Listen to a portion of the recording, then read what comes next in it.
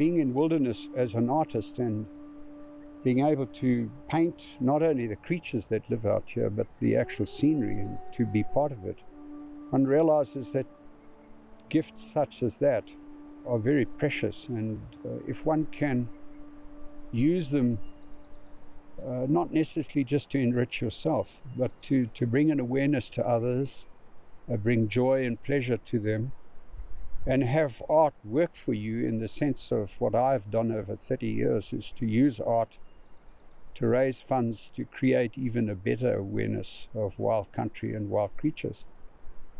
So I have an affinity with wild places that is not only spiritual, but it's part of my makeup as an artist, that I go to these places to be inspired, to capture some essence or the spirit of the place on either canvas or on paper.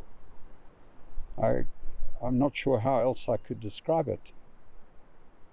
I've been very much drawn to deserts. The deserts of Namibia especially, they are spiritual places for me.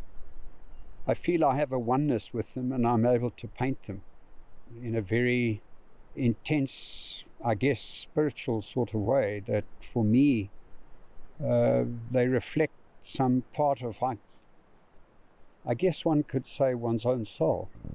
Just as we are at the moment with this eagle that's soaring up on this wind that is floating across here.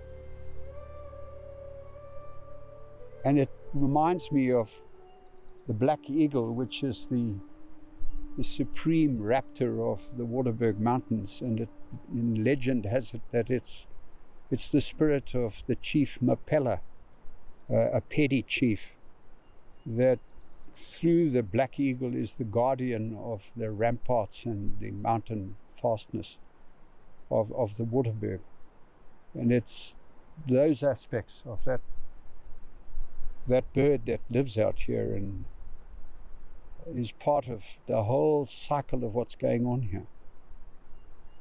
That I think is what really draws not just artists, but just ordinary folk who come here and have come here over the past 23 years to enrich themselves, to refresh themselves, and to go back, hopefully, better people.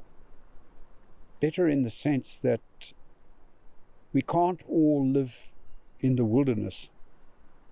And for most of us, we have to return to reality, and reality is the cities of the world.